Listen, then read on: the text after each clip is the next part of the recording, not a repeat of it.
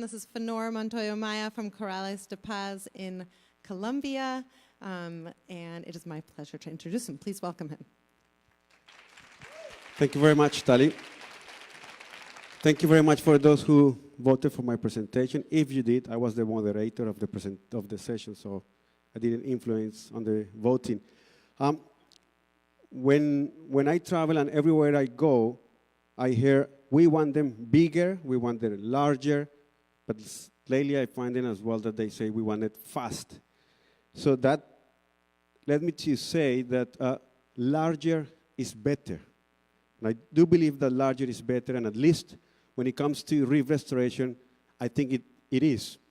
And I say so as well from evidence that we got to see in the Seychelles. I was part of Sara Frias-Torres' team in the Seychelles between 2013 and 2015. We farmed 40,000 corals of more than 9 species, transplanted 24,000 of those in an area the size of a football field. And that's the result of that effort. Yes, it's not restored yet, but what we saw from the monitoring is that we increased from 3% to 4% live coral, 14% live coral cover, double the rate of coral settlement and coral recruitment, and also double fish density. That said, that we definitely achieve a high ecological impact in a period of 2 years. And Paul Anstey and Claude Schutte from Nature Seychelles presented those the results of that and how it actually prevailed after natural disturbances.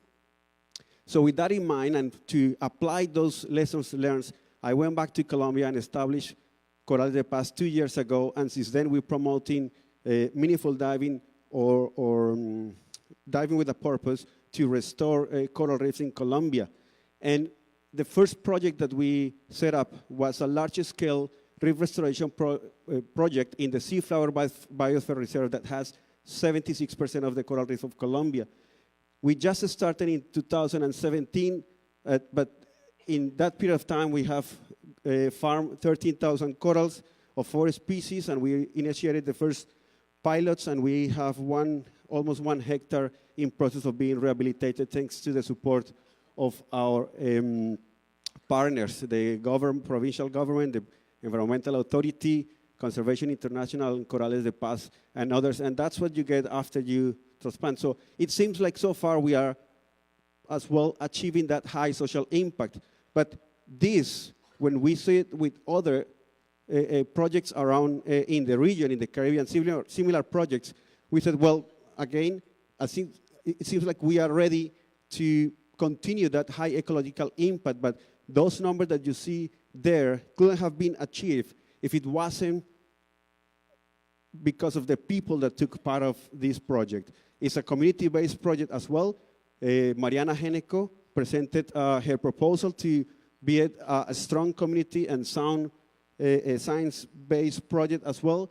We are piloting a payment for ecosystem services. We have 28 fishermen that are part of the project that they get incentivized to help us conserve, protect, and restore the reefs as well. We are yet to see the results, but I do believe we as well in 1 year, we are towards having that high social, ecological impact.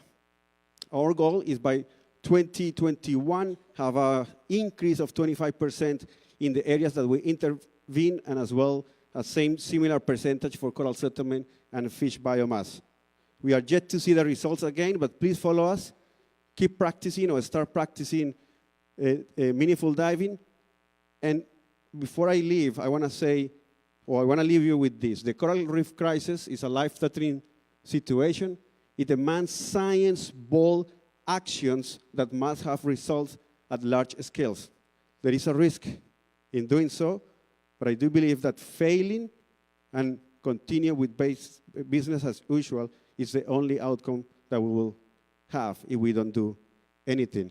And to those who helped me, in my team in the Seychelles, my team in the Maldives, in Colombia, and to all of you for doing what you're doing, good job, team.